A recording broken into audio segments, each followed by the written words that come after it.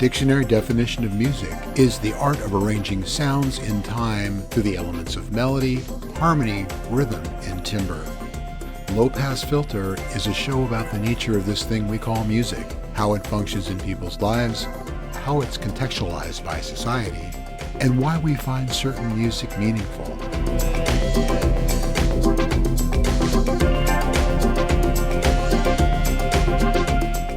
This is Low Pass Filter.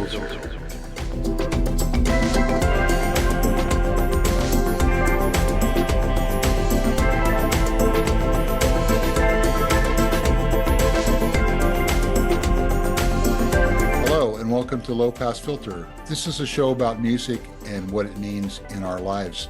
My name is Mateo Noche, and I'll be your host for the next however long. Today we're going to talk to a couple of band members from the band Pangaea, Andi and Corey Schenck. Welcome both of you. Thank you. Thanks, Mateo. Yeah. You know, I always start these interviews off by asking folks what their earliest musical memory was. What's the very first thing that you can remember musically? Wow.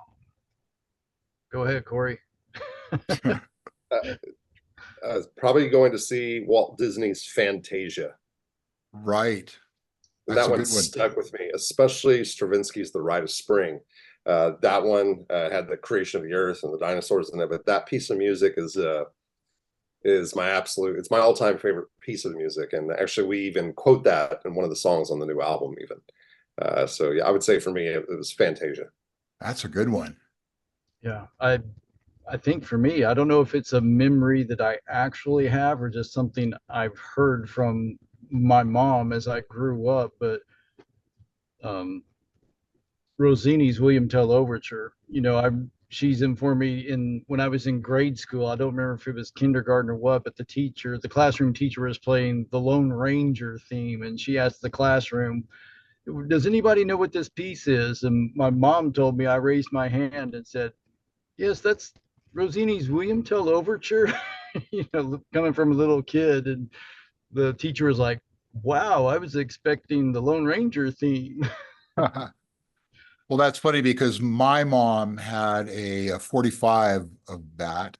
And I used to sit there and spin it as fast as it would go. So I guess it would be the speed metal version of yeah, there you go. William Tell Overture. Wow. So I just want to clear the air, get this out of the way right off the bat. But I imagine you guys are aware of the Australian band Pangaea. Yeah, we are. I think they're kind of a punk type group, I believe. Yeah. I was going to say thrash metal. Okay. And maybe kind of with a Cookie Monster lead singer. Oh, they have that. Do they have that? Yeah. Okay. Yes, they do. Yeah. Anyway, we've been working for our next album. We're going to go with a Grover vibe. So we're going to go with that Sesame Street thing. I like that. I like that a lot. Grover's one of my favorite ones. So another boilerplate question, and it's kind of meaningless because everyone says, "Oh, Beatles," but what do you feel like your musical influences are? You mentioned Stravinsky, we talked about Rossini, but maybe more in the more modern rock vein. What got you interested in doing a band, I guess? For me, it's Asia. 1982, the first album. When that came on MTV, Only Time Will Tell, Heat of the Moment, it didn't sound like some of the other American bands. I didn't really know why. And people were telling me, hey, you need to find out where these men came from because they came from other places.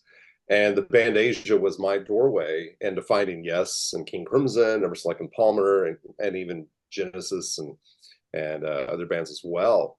And it was really that. So, we're a lot of their the diehard prog fans of the 70s. They didn't really maybe care for Asia because it went more straight rock. For me, that rock thing took me back to where it all came from.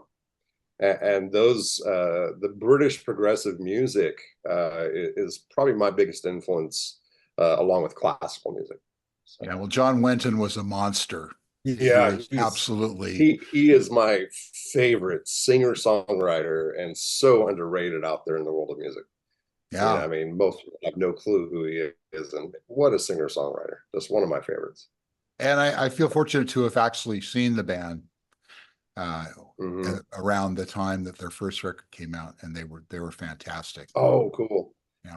I got to see them 3 times when they reunited around 2008 and maybe 10 and 11. I saw them. They came to Dallas once and Houston twice, and I went to every show to see them with the original 4 members. You know, so I Right went to on. check that out. Great. Anything else spring to mind? You mentioned Yes, and For me, it's all those groups, and as you kind of said, the Beatles are a favorite of mine, and so just their craft of writing a melody, and kind of their creative lyrics, you know, and kind of the especially the second phase of their career, if you like. So yeah, more British music, I guess. So for me, yeah, Yeah. And I would tie right into that as well. You know, I taught myself to play drums listening to the first two Asia albums. Of course, I wow, was nowhere near that skill level, you know, but that's what I was kind of cutting my teeth on, you know, and that's kind of what it may have had some influence from my older brother finding that too. But yeah, I just fell in love with that music and also into I like the Genesis. So I yeah, kind of delve into that, and actually I like personally get into some of the R&B stuff from the 70s, 80s, even 90s, you know. So a lot of people might raise an eyebrow, you know, but like Sade and just that kind of thing for me, rhythmically and groove wise, that really kind of grabbed me. So I like to draw from a lot of that kind of for the rhythms and groove of what we do. yeah, fantastic. Well, we mentioned the P word, the prog progressive rock word, and I guess my question is do you feel like that fits what you're doing? Is that something that you wear proudly? Is it just a pigeonhole that you get stuffed in? And do you think, I mean, that word even has relevance in the 2020s anymore? yeah, I do, and I mean that, and actually in the truest sense. You know, there's some people out there who, if you're not writing a 10-minute song that changes meters, you're not prog, and I'm not that way. I mean, I think prog, you know, it can be actually in 3 minutes and have, you know, interesting modulations or harmonic structure. You know, so for me, progressive rock, you know, when you go back to it, it's just artists playing music that's much more free. It's not trying to confine and fit a specific genre, and that's how we are. My Besides the two of us, the other three guys, Stephen Osborne, Ron Paulson, Daryl Messingale, they bring in their inspirations as well, and it's very diverse out there, from heavy metal to country to singer-songwriter to blues, and we put all that together, and it creates the sound we have. You know, so I think in the true sense we are progressive rock, because we really write music without, we're not thinking in the front of like, oh, it's got to be this style, it's got to be prog rock, right? We don't think that way. We're just thinking what's best for a song at the moment, and sometimes the song comes out to be 2 or 3 minutes, sometimes it's 9 or 10 minutes, and it's how we develop it and make that song happen. So I do think it works, you know. Right, great, great. Um, so did you guys used to be a horn band? We've actually, yeah, Yeah. we've had horns in 2 different parts of our career, actually. Kind of in the early 90s, we first tried it. We had a trombone and 2 saxophones, and I wrote some arrangements for a few of the songs, and that lasted for about a year. And then we kind of went away from it. But then in the 2004 to 8, we brought in a pretty big brass section. We had 2 trumpets, 3 trumpets, and 2 trombones. And I started listening. I went back and grabbed a lot of the old stuff, like, you know, Earth, Wind, and Fire, Blood, Sweat, and Tears, Chicago, Kool and the Gang, and that was kind of the horn vibe I was going for. So Wow. it kind of accented, and that stuff is on an album that hasn't been released yet, that we actually recorded years ago, but we haven't put it out yet. And it does feature those horn players and those arrangements we did. Yeah. Well, that sounds really interesting. Yeah. I hope that sees the light of day. It will. Yeah, we're actually Yeah. it was a topic in our this last weekend we had a rehearsal. The guys flew in from Tulsa, and that was one of the topics we went over about getting that out there pretty soon. So that's our next thing. Yeah. Nice. So take us back to the beginning. How did this band form, and where did it all start? Andy, you want to take it or? No, you go ahead. You're the founder, so go ahead Okay. and at least start it, and I might add to it. Yeah, so I got my first guitar. I was a senior in high school. I could barely play two chords or even tune it at the time. But some friends of mine came over and we just put literally a garage band together playing in the garage. And then at one point, the drummer we had missed a couple rehearsals because it was a restaurant job. And one of the other guys said, "Hey, get your little brother out here." So I went in and got Andy out of the house and said, "Hey, just come, boom tap, keep a beat." And he's been the drummer ever since. And maybe a year and a half, 2 years after that, we get to about 89, Ron Polson joined us. And Daryl Massengale joined us. I met Ron at high school. We played soccer together. He's the bassist. And at the community college after I graduated, Daryl Massengale, the guitarist, and Stephen Osborne, the singer. By 89, Andy and myself had Ron and Daryl in the band, another keyboard player named Keith Tinker. And we were playing both cover songs and original songs. And then Stephen Osborne joined in 91. And we kind of, at that moment, it really became what you know as Pangaea now because we just stopped playing cover songs. We had a ton of them. We just said no more. And we just said, no matter what, if the gigs dry up right now, they dry up, which they did. But we focused on our music at that point. And everybody in the band was a writer and brought ideas to the table. So yeah, from about 89 through 91 was the developmental phase and kind of the creation of the band. Okay. And in that early period in the 90s and the aughts, you released 3 records in a Pink Floyd tribute. Is that what I'm getting? Yeah, we did 3 albums starting in 96 with producer Robert Berry of 3 GTR 6x6 fame. He's our producer on every album. And we did 96, The Rite of Passage, 1998, Welcome to the Theater, and around 2000, 2001, A Time and a Place. And it was during that session we had been asked to cover a Pink Floyd song for a tribute album. Andy, was it called Signs of Life? Was that the name of it, I think? Yes, that's the name of the album. Yeah, and they gave us a couple songs to choose from, and we picked Time. And so we recorded that. And at the time, no pun intended there, we put it on our own album as well. So it was on the first release of Time and a Place, as well as the European release Signs of Time tribute album. So you were on a tribute album. You didn't do the tribute album. Right, we were one of many bands. Yeah, I believe the original release was a double CD, so it was like 24 bands. Mm-hmm. And then later they put out a vinyl copy, and the vinyl, my understanding was it was limited. It was like 10 or 12 bands. We were one of the ones on the vinyl as well. Wow, awesome. Cool. Yeah, and it was cool that the timing of that all coming together. They just happened to reach out to us as we were doing the sessions for that album, so it just really fell right into place. It was just a nice little thing to add to our sessions there as we were doing our A Time and a Place album. Mm-hmm. And I imagine when you think about influences, I don't think Pink Floyd could help but be an influence.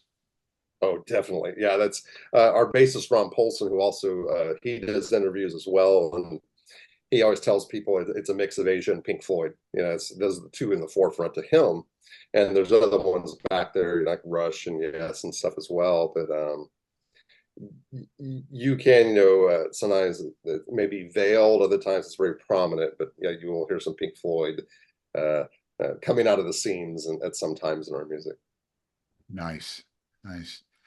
So tell us about your association with Dan and Peter Aykroyd. Yeah, so in the 2000s, we were working with Hollywood industry guy Dito Godwin. He had worked with No Doubt and some of the guys in Kiss at different points in their career. And we had done some recordings with him. And he then taught us to take our set and arrange it acoustically, get rid of all the big keyboards and drum kit and just do an acoustic version. And suddenly we're getting twice as many gigs because we could go play a full stage rock show, or we could go play a cafe and a bookstore with acoustic guitars and bongos or something. Mhm. And we started doing that. And then Dito said, well, let's record some of this and promote it. So he set up a recording session where we did 5 or 6 tunes with a mobile recording unit called Vortex, and it was this big home in the hills of Hollywood, right there in the Hollywood Hills, pretty much under the sign, if you like. And it was a home that Peter and Dan Aykroyd, I believe they owned it together, and they did their work there. Like they wrote, their scripts and their skits and their screenplays. They did their work there. So we recorded right there in their living room, basically. You walked in the door, we were recording in this room, and we never met Dan. He never came, he didn't come by, but we saw Peter every day. He'd come in the morning and say hi to us and poke his head in, see what we're up to. And then he would drift on upstairs to do some work. And we'd see him when he came down for his break or lunch break or whatever again. So we did see Peter quite a few times. And that was pretty cool. And it's a cool thing to say we did, So Yeah. it was that. Yeah. Well, and then another interesting recording association, at least as far as I'm concerned, is Mike Curb. You guys recorded at Curb Oh, Studios. right, out in Uh, Nashville. Yeah, for people who don't know, Mike Curb was Lieutenant Governor of California. He wrote the song Nixon Now. A lot oh of wow. people don't know that, Okay. but also led something called the Mike Curb Congregation, which is one of those singing group type things, group of voices sort of thing, and sort of a conservative Republican guy, but also very interested in music, very interested in recording. So I don't know. Did you actually encounter the man himself, or was it just a studio for hire? Just the studio. Yeah. Just the studio. Right on. Yeah. Interesting. Yeah. So now I'm a little confused just on the timing of this, but you took a 17-year hiatus. Is that fair to say? Pretty much. Yeah. Around we had played a show at a soccer game, and it was pretty much that was the last thing we did as a band. Ron had already left the band a couple years earlier. His life was changing, and about a year after him, Steven, the lead singer, had left. So Daryl, Andy, and I were carrying on, and we had my youngest brother was playing bass, and we had some horns playing live. And after that, though, we everyone's life was kind of families were coming into play and careers were coming into play, and we took a break.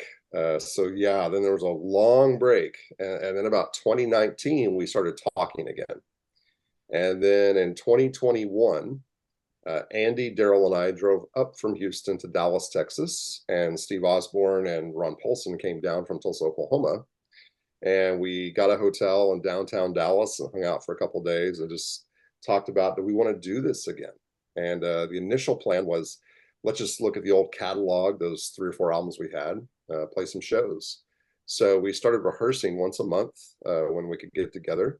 And shortly into that, I don't know who said it first, it might have been me or Andy or Steve.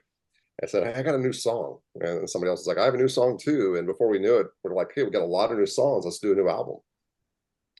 So in the summer of 22, we got there with Robert Berry in California.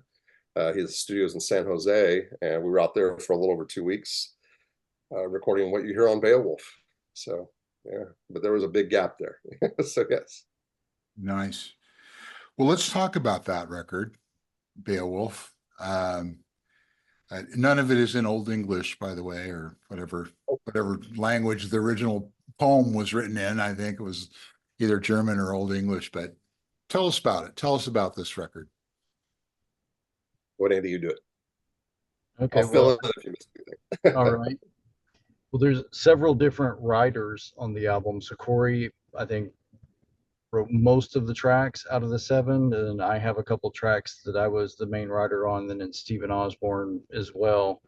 So it was just kind of came together as one of those things, as Corey mentioned, how all of our different backgrounds come together. One guy will bring in a piece, and then we usually all put our stamp on it or put our feel into that. Now there are some songs that, maybe brought in by Corey or Steven or me that are, okay, look, I have this. This is kind of how it needs to go. And you have your solid structure and then just some little additions or changes. But then some of them come to be kind of a bring it to the group and have a session where you just kind of work it out for the whole piece. Okay. So the way we put the album together, as far as the writing side of it, each writer would come in with their ideas, and I have a Pro Tools studio at my home, so we're able to actually put down a lot of the guide tracks or the back tracks as we're working on this, basically creating a demo of what we want to do. So it was a really interesting process. Corey could go and he would put all his in Finale program in his computer. We could dump that as the bed track into Pro Tools. I could sync it up with everything, and then we just start building the layers onto it as we're creating and developing, as we're wanting to lay down what we've already put together as a band or as an individual writer. Now, the songs that I contributed, Show Me the Way, that is a song that came to me actually in a dream several years ago. And it's one of those things you wake up as a songwriter or any kind of an author, or a poet, and you get these ideas. So you start to figure out, hey, I need to leave a notebook beside my bed because I know I'm going to wake up in the middle of the night with something to scratch down. So it was one of those moments, and I think I was singing a little melody in my phone at 3 in the morning. So it was probably pretty horrible, but enough to let me remember what I was doing. And then the Wasape track that I brought to the band was something for me that was very heavily influenced by a lot of the world music that I'm into. And then I tried to bring it into a Peter Gabriel Genesis kind of vibe to it, and feed in some of my R&B kind of bass groove to it as well. So I tried to mold all that together to bring it to the band. And that's kind of where the whole Beowulf concept comes together for the song and the album title. And the artwork tied in from a vision that I had where I was in this dream with a abnormally large bear, and we were spiritually connected somehow, and with an eagle and with a tortoise, and it was a very interesting. Carlos Castaneda. Yeah, it was a Yeah. very interesting vibe. It's kind of like one of those dreams you wake out of and you're like, wow, that was interesting, felt real, and then Yeah. kind of bringing that concept to the album as Corey and Ron and I were working on the tracks for the Wasape. It was just the three of us in the studio that day, and I had a chorus melody and lyric, but I had no verse lyrics or any idea for it at that point. And then Corey comes in with this idea of the Beowulf, and he can really get into explain that for you real quick here and kind of let you know how that comes together. Yeah. Well, Andy had told me about the bear and this vision, and the name Beowulf translates into a bee, like a bumblebee, right? Bee wolf, which is a bear. Bears with honey and all that. And I started thinking of that poem and mentioned to Andy and Ron. They got excited. And to kind of follow up on what you mentioned earlier, there is Anglo-Saxon on the album because we took stanzas of poetry from the original poem and we put it into the song. And Stephen Osborne, our singer, he is a trained opera singer. He has a master's in voice performance, and he performs the Tulsa Grand Opera. So, singing German and Wow. French, Italian are second nature to this guy. And I sent him the verses, and he got some audio recordings of experts talking in Anglo-Saxon and reciting the poem. And so we recorded the verses in the original Anglo-Saxon of Beowulf. And that's kind of the attention getter for some people when they hear that track. They're like, "Whoa, what is this? What language is this?" It's kind of sounds German, but it's not. It's like, Right. And that's kind of what, it's jumped out at people, I think. Yeah.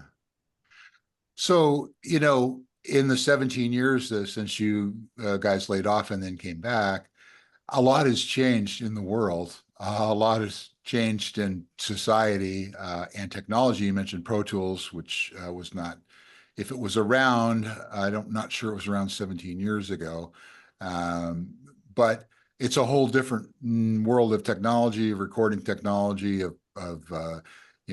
you're a keyboardist, so, the keyboards, all the great ones are still there, of course, but there's a lot of, plugins and, just crazy stuff that didn't really exist in, the same form as when you guys laid off. And so I'm just wondering, coming into this brave new world of technology, have you found it helpful, bewildering, all of the above, or what? I mean, I'm sure you kept up on it as the years went by, even though you weren't playing as a band, but still, when you come back together as a band and you've got Pro Tools now that you might have been on 2-inch tape before, or Yes, we were. yeah, or ADAT. I've got some ADATs at Right. home, and I don't even know what to do with those. But anyway, what give me your thoughts about the world, how it's changed in the 17 years since you guys laid off.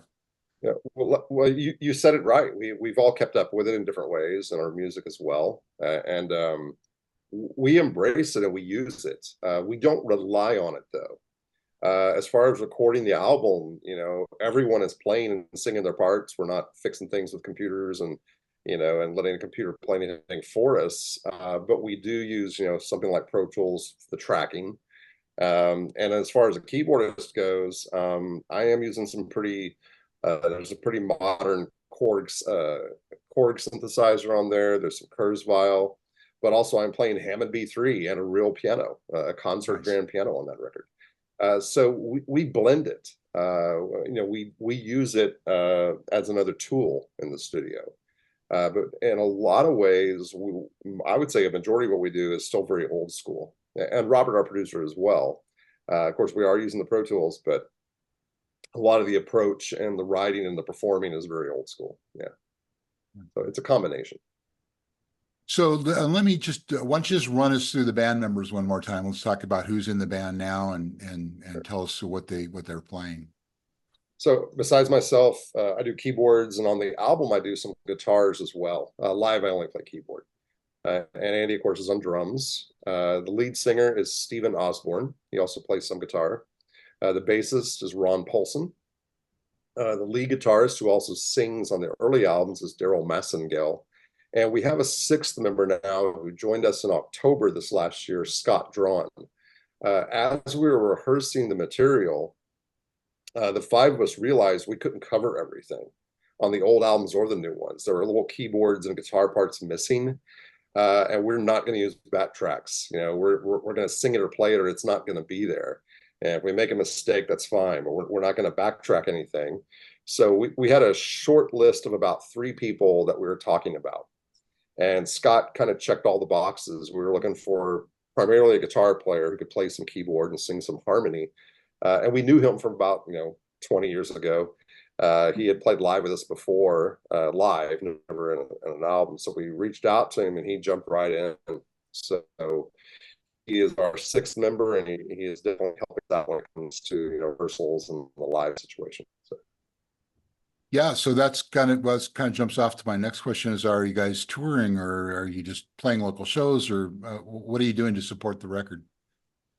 So we've played a couple of really good shows, and I think our original approach, as Corey explained earlier, when we first got together, we were just gonna do it for ourselves and see if we could play our old music and just do a few shows.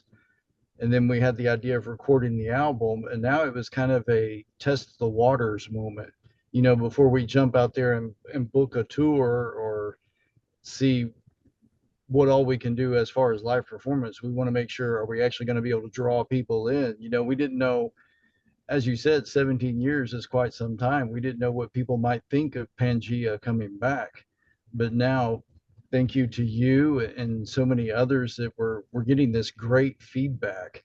And our first concert we actually did at an art studio venue in Beaumont, Texas, and the crowd wound up being mostly college age kids, and they were just going nuts for it, and it was just it was a really good performance, a really good show because their energy was feeding us and then vice versa, you know. So it was a really great experience. And then about a month after that, we did our album release at the Oklahoma Music Hall of Fame in Muskogee, Oklahoma. So that's the night that we released the album, and we just had another great reception there. So now we're looking on building that, you know. So now it's kind of like, okay, yeah, people are really enjoying it. I think they really enjoy a band with guys actually playing music. I know so much of it now is backtracks on stage and just all this kind of, you know, not really performing musicians. You know, it's more of entertainment and not actually about the band and the music. And I think that's something really enjoyed by an audience. And now that we've tested the waters and our feedback is extremely good, yeah, we're looking at doing more, starting to book some mini tours and whatever we can put together.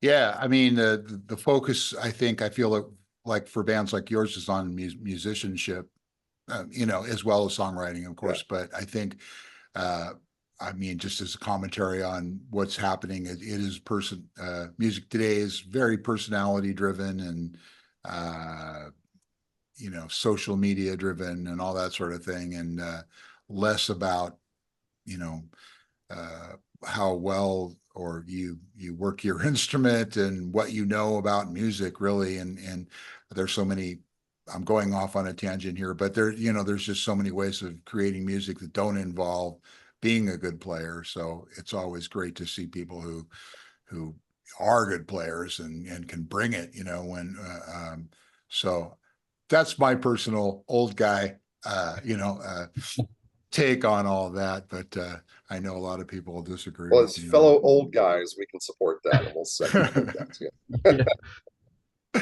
Yeah, I think for us, that is our approach because I mean, it's, truthfully too, and this is not like a, I'm not trying to just throw something out there, but we're doing this. We got back together because we love playing together with this combination. The original band is back together, and we love this music that we create because we're writing and recording and playing music that we want to hear.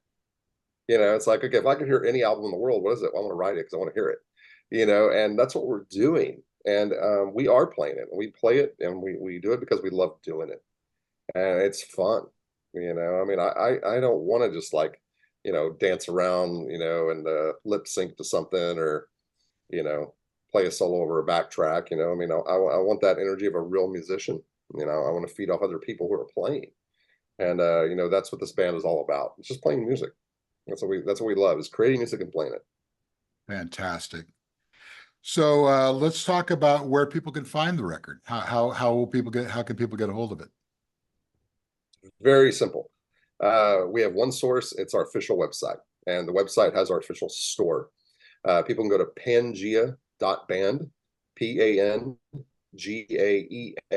Pangaea.band, and that has everything about our group: history pages, music, streaming, videos.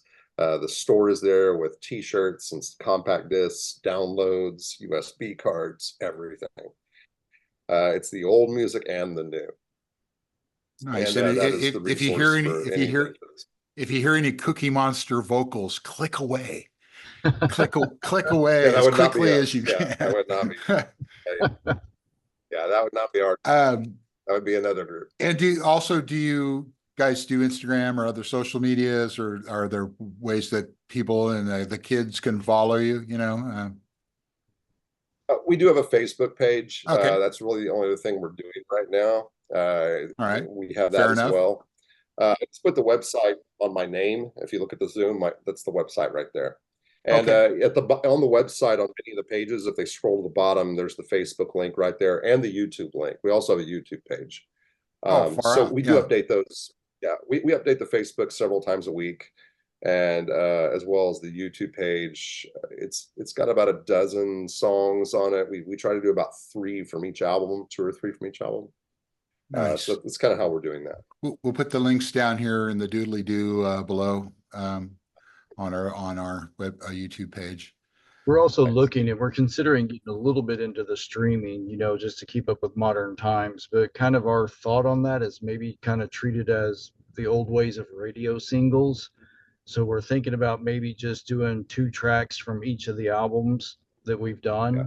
And just putting 2 tracks per album on streaming service just to make it a little easier for people to find us. And then if they want more, they'll have to actually come to the band side and purchase an album. Right. And are you doing physical media too, or is this just, are these downloads, or is there a LP or a CD, or Yeah, we're going to be doing an LP. Right now we have CDs. We also have a USB card, and on the USB card, you can order like 1 album, 2, 3, or 4, and we can put whatever you want on there. Nice. And we also have downloads of all the albums, as well as downloads of singles. So if you just like one Pangaea song, you don't like the rest, you can order that one song for like, $1.29 or something. It's on there. So it's all on there. Yeah. Well, it just wouldn't be possible to like just one. I'm just gonna, I'm gonna tell everybody out there. It'll be like potato chips. You can't just eat one. Okay, anything you guys like to add before we say sayonara? No, I just want to say thank you for having us on. I appreciate your time and the questions you have, and really do appreciate this a lot, this opportunity. My pleasure. Yes, thank you. Andi and Corey Schenck from the band Pangaea, thanks so much for being my guests on Low Pass Filter. And thank you all out there for watching and listening to Low Pass Filter, and we'll see you again next time on Low Pass Filter.